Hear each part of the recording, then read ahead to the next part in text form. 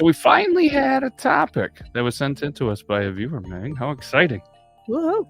Yeah, that's how excited I was, too, when this amazing individual was this person potentially on one of the other shows that I do. Yeah, but it still counts because it's in a different area, too, which is pretty cool. We've done a lot of episodes that are in New York, and since we're an international show because we did one in Canada, we're going a little farther west. And we're going to Tejas. Cool. That's really Texas. I wanted to see if you were like, oh, you're already also saying Ben. I'm going to say a lot of names. And unfortunately, in this crazy story, there is going to be a lot of names. Probably going to pronounce them wrong. But either way. And if the article and it wasn't written really well, Producer Zach didn't get to it. And I'm sorry. It was me. I did it. I spent a lot of time trying to write this up. So hopefully I did it well. And Meg didn't really have time to read through it. So this could be interesting. Right? Skimmed. You're a skimmer. Hey, very useful tool in the pool industry. So, all right. So again, there's a lot of names in this story, and it's very intense. It's a little, even mind-boggling might be the word that we're talking about. And should we tell them before or after the intro what we're talking about? After.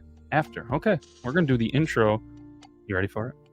You count. You let me know when. 3, 2, 1.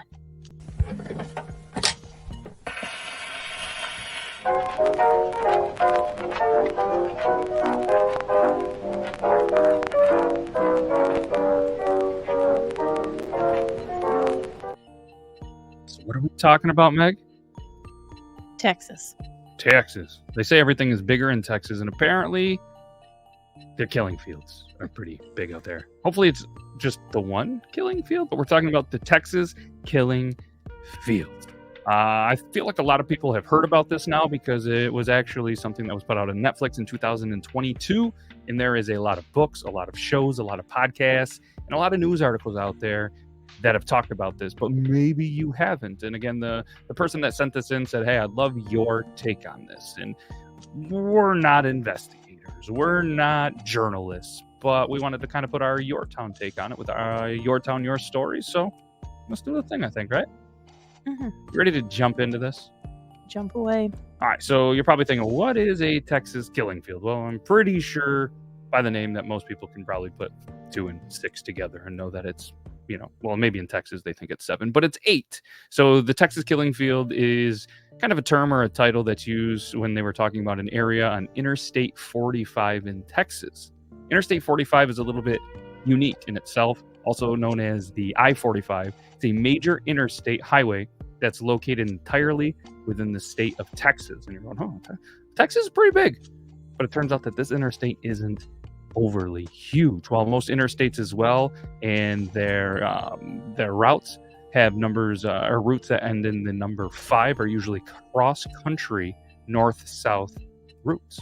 I-45 is a short one, like I mentioned, and the entire thing is located within the state of Texas. What's even a little bit crazier, it has the shortest length of all interstates that end in a 5. It actually connects the cities Dallas and Houston, then it continues to go southeast from Houston to Galveston, over the Galveston Causeway to the Gulf of Mexico.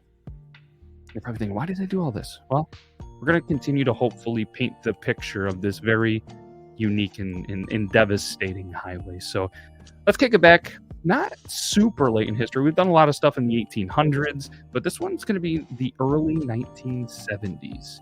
More than 30 bodies get found in the Texas killing fields. 30, more than them. That's a lot.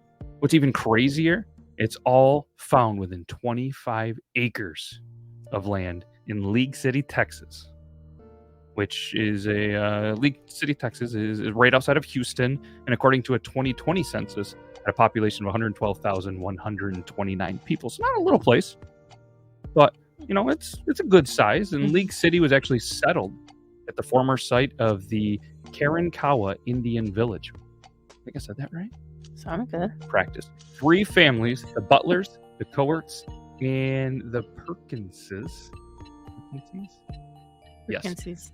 Are considered to be the actual founding families of this city. So if you have one of those names, you should hit us up, and we'll do a little bit of some research and add to this League City. The Winfield family, apparently recently, has been acknowledged as a founding family as well by the city government. League City, despite its past is the third largest boating anchorage in the U.S. It was actually recognized as the top 10 smartest cities in Texas.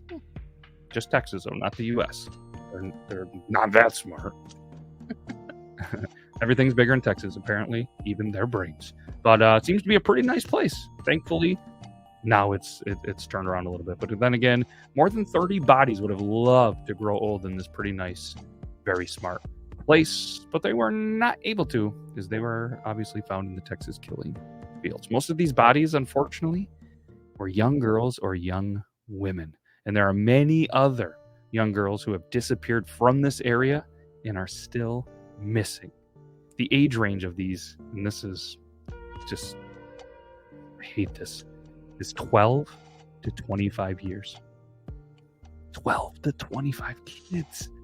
And what's even crazier is, I think, again, we're not investigators, we're not like into this, but there was a lot of shared similar physical features and hairstyles, which I do believe when you have serial killers, a lot of them kind of have the same patterns, potentially the same kind of, what's the word I'm looking for? Suspects. Yeah. That they tend to kind of gravitate to, but yeah, a lot of the same victims. Victim. Yeah. Suspects was the other. I knew that wasn't right. That's why I need you here. But what's even more crazy to me is that of these murders and missing cases, most of them weren't solved, despite they had all of the state, the local, and even the FBI was involved trying to do this. And you're going, oh, how can do this? We're going to continue to add to why there was a couple of things, in our opinion, again, doing our own research, which added to so many of these kind of cold cases that were going there. So the location of the Texas killing fields has been described by many different many different people that this is the perfect place to kill somebody. And especially if you wanted to get away with it, many people have gone to the fields, for research, for pictures, for everything, because it's a place. And you go to the fields, you see these oil refineries in the background, but you can yell, you can scream, you can run. Nobody's going to hear you, and there's nowhere to run to. And what was kind of wild then, and a little bit now still, I-45 kind of attracted a different kind of person. They started to get these drifters. They started to get construction workers. They started to get ex-convicts. They started to get addicts. Just kind of an interesting place to have a whole bunch of, these kind of people. And not only kind of did the murders kind of make their way there, but the inability to find these murderers was also a thing, because yes, the I-45 wasn't a long stretch, but they were able to get there from the Gulf of Mexico into populated areas, into the suburban areas, and just not a lot going on in some of these areas. But in our opinion, or one thing that I was kind of asking myself when I was doing this research is like, why did everything kind of go crazy, not only with the murders, but in this time frame in the 70s? And it's pretty simple. It's one short word: oil. And some people even say that money is the root of all evil. And the Houston area was absolutely booming with money. And then came the evil. And in some of the research, and I was like, what happened in the 70s? Well, there was an oil crisis in 1973, which was also referred to as the Arab oil embargo. And without going kind of too nerdy into this actual history of the Arab oil embargo, it was when the oil prices rose 300%. Wow. 300% per barrel, for everything else. And so guess what? Where's there a lot of oil? Houston. All right. Not only, obviously, but just to let you know, Texas itself, not just the Houston area, but Texas itself produced 1.8 billion barrels of oil in 2022. Just to kind of give that some reference. I couldn't find a lot of numbers from back then. The next closest place was New Mexico with 574 million barrels.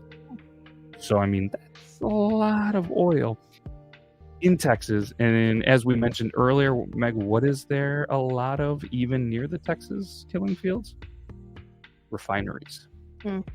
So, I mean, that kind of explains. And then you're getting these people that need a job, that need all this, and oil it is. So in the 70s, just to put this in perspective, the area had 670,000 jobs that were added. $24 billion were put into the banks. So where did these people come from? What I believe, in doing a little bit of research, was a lot of these people came from the Rust Belt, or the region in the U.S. that had industrial decline, which actually kind of started in the 50s, but really peaked in the 70s and 80s. So you're going to have the areas that are the Rust Belt that are like the Western New York, Ohio, kind of like a lot of mid to northeast areas that all the industry, like look at Pittsburgh itself. Pittsburgh is an area that was booming with industry, steel town, and they all start to shut down. People need a place to go, and why not go where oil rigs and refineries pay really well? There's no snow. You know what I mean? You get a chance to start over. So they said, hey, let's hit this area. So many people with little money, criminal records, just looking for a new place to make some money. Murders in the area, check this out, went from 820 murders in the 50s to almost 2,300 in the 70s.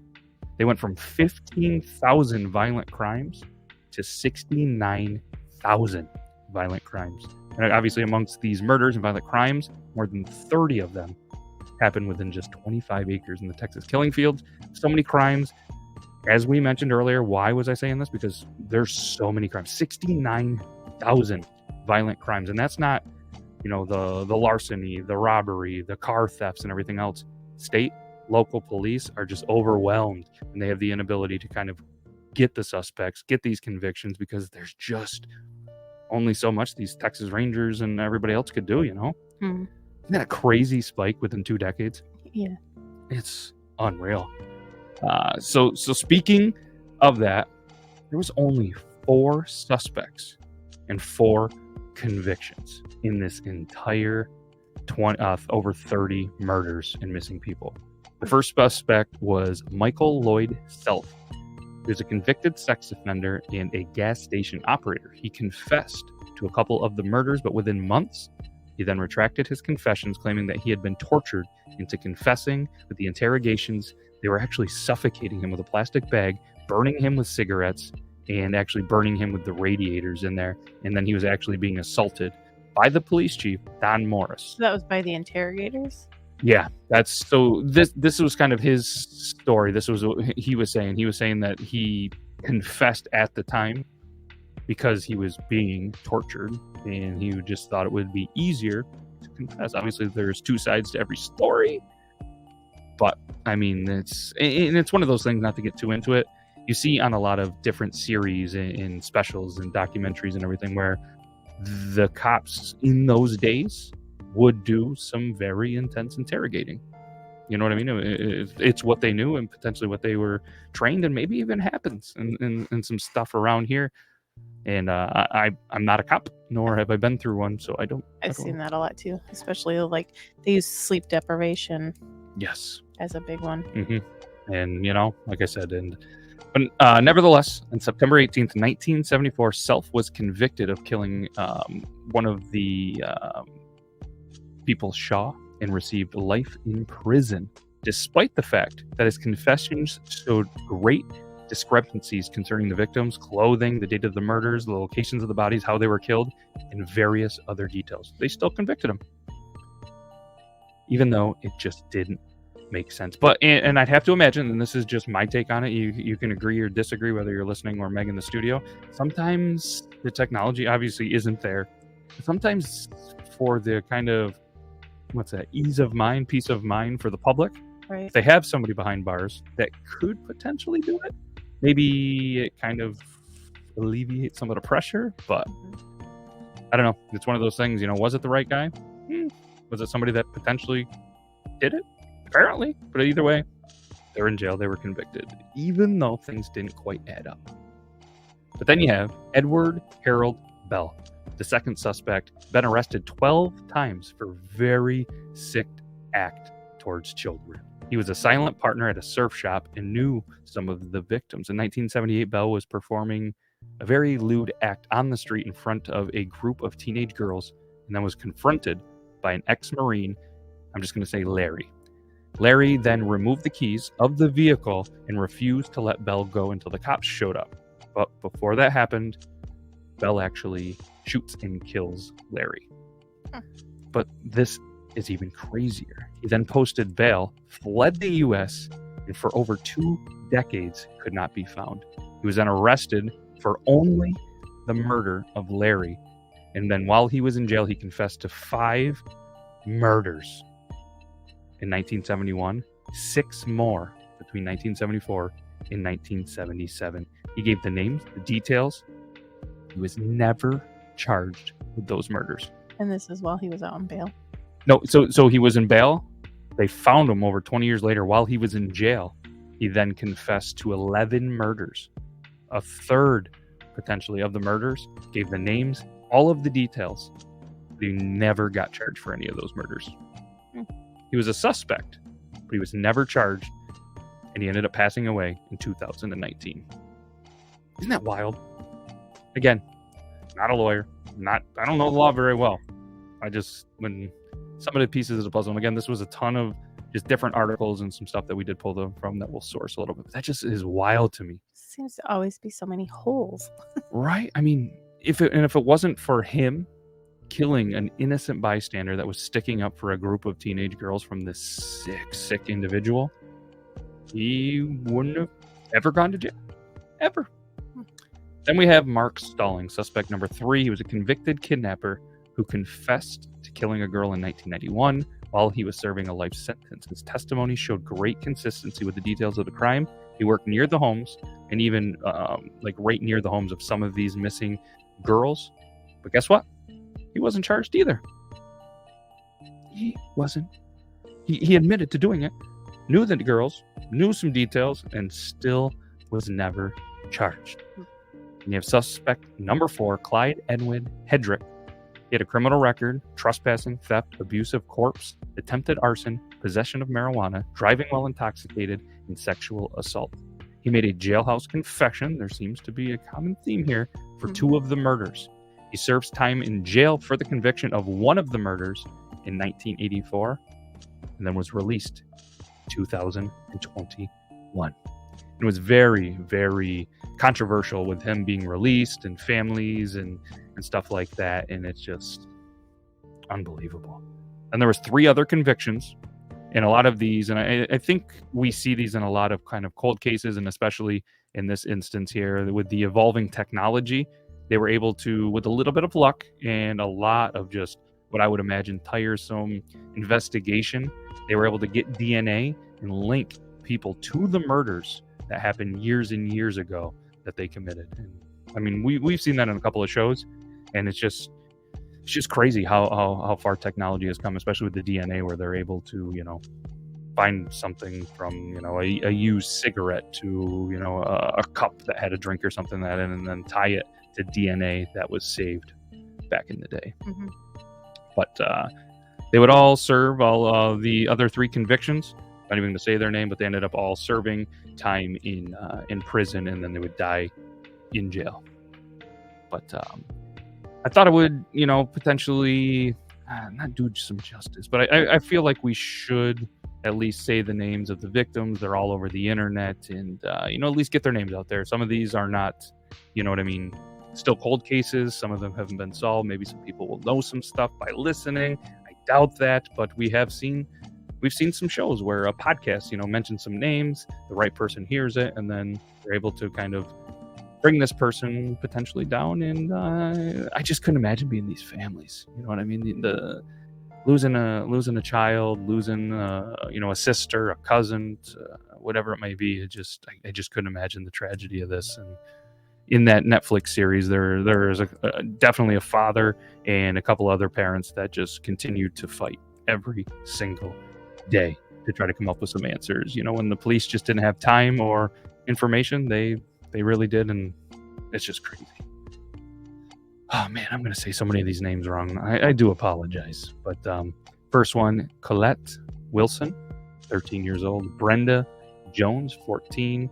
Rhonda Johnson, who was 14. Sharon Shaw, 13. Gloria Gonzalez, 19. Allison Craven, 12. Debbie Ackerman, Maria Johnson, who are both 15. Kimberly Pitchford, 16. Brooks Bracewell, 12. Georgia Gear, 14. Susie Bowers, 12. Tina Klaus, 17. And then Harold Klaus Jr., 20. Michelle Garvey, 15. Susan Eads, 20. Heidi Villarreal Fay, 25. Sandra Ramber, 14. Laura Miller, 16. Ellen Ray Simpson Beeson, 29. 7-year-old Michelle Thomas. Audrey Cook, 30. Shelley Sykes, 19. Susan Richardson, 22. Donna Perdome, 34.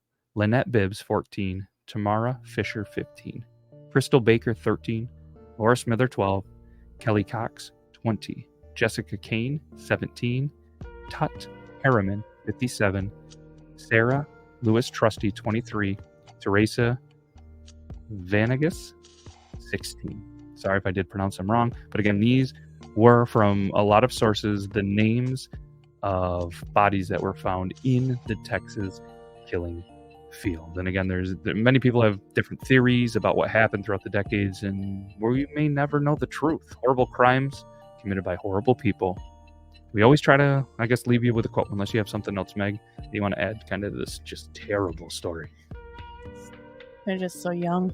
Oh, it's so crazy. And what's even more crazy to me is that there's so many other people there's so many other missing females in those ages that were, if they were murdered, they weren't put in those fields, they weren't found in those fields, and just never, they're still out there missing. And it's just, I just couldn't imagine. It just seems like it was a recipe for disaster. You have a whole bunch of people looking for work, whole bunch of money, lots and lots of jobs and growth, and just a recipe for disaster in this area. And I feel like there's a lot of other terrible stories like this. So if you guys want us to cover one, put our take on it. Hopefully we did this story some justice. It was something a little bit different. And again, I'm not a writer. Zach's the writer. He just this was something that, like I said, it was submitted. I wanted to jump on this because we don't get a lot of submitted stories or topics, and I really wanted to try to do this some justice. So if you're listening out there, Burley, hopefully you enjoyed this. Leave it with the sources. We'll do the sources, and we'll leave you guys with a quote. Sources, disastercenter.com. So much Wikipedia. Thank you, Wikipedia. Macrotrends.net. usatoday.com. HoustonPublicMedia.org were the sources that we use to come up with this information. So this one, I just wanted to kind of say, to kind of put this in perspective, this was one of the fathers, Tim Miller, that was in the Netflix series, and just continues to fight every day until someone pays for what happened to his daughter. So I would go out there and I'd stand in front of that cross and I'd say, Laura, please don't hate your daddy. I cannot come out here anymore. I have to say goodbye, and I have to put my life back together. I'd be walking away and I'd hear a little voice say, Dad, don't quit. Please don't quit. And again, that was from Tim Miller. And again, just kind of puts things into some kind of perspective of just how tough this really is on the family. And terrible, isn't it? Mm-hmm. So, all right. That's all we got. We'll be back next week with another story. Could be your town, could be our town, could be a town that you submit. But either way, we'll be back. Your town, your stories. This is the Yore Town Podcast. I'm Matt. And I'm Meg. And we can't thank you guys enough. If you're still listening, we appreciate it. We'll be back next week. Okay, bye. Bye.